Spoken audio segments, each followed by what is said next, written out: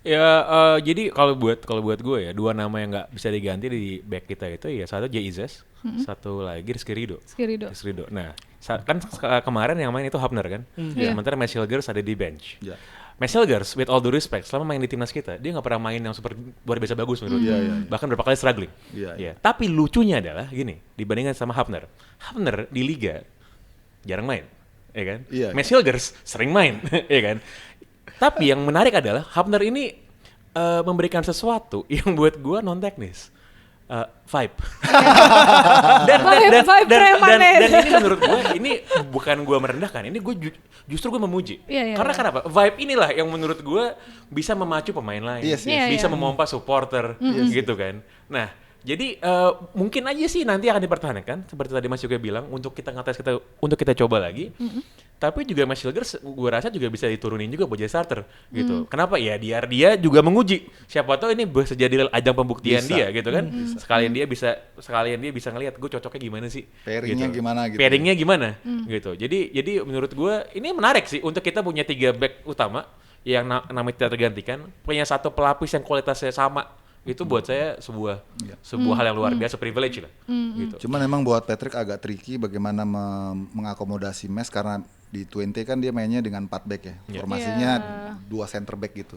Ini beda mekanisme kerjanya dengan kalau lu main dengan 3 center back gitu. Dan yang kedua Mes itu kaki kanan. Kalau Justin Hapner kaki kiri. Jadi kalau Justin pun nggak dimainkan, pilihannya Verdong yang turun. Iya, bukan Messi. Karena untuk 3 center back itu harus sesuai spesifikasi kakinya. Kalau back kanan ya kalau center back kanan ya kakinya kanan, center back kiri kakinya kiri supaya dia lebih efisien.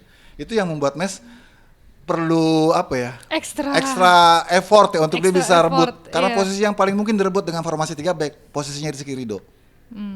Kalau dia mau ganti, kalau dia mau masuk sebagai starting gitu. Iya. Jadi memang pendekatan taktik itu yang membuat adaptasi Mes di timnas ini masih belum secepat dari Iya. Yang Ya, oleh pasti. Iya. Iya. Dan di sisi lain itu gue juga melihat bahwa Rizky Ridho itu solid banget. Sama Jay juga. Iya, kalau Jay Z udah pas Iya, solid lah. Ya. Tapi kayak Rizky Ridho gitu. Kan bahkan dari pemain-pemain yang dulu ketika awal-awal pemain diaspora kita pada datang gitu kan. Pemain yang selalu dapat tempat starting itu cuma 2 sebenarnya, cuman Rizky Ridho sama Marcelino. Iya. Tapi Rizky Ridho di posisi back yang selama ini dianggap bahwa posisi back kita lemah. Makanya kita bawa banyak pemain dari luar kan. Dia bisa membuktikan dirinya dengan sangat hebat. Buat saya dia harus main terus sih. Iya.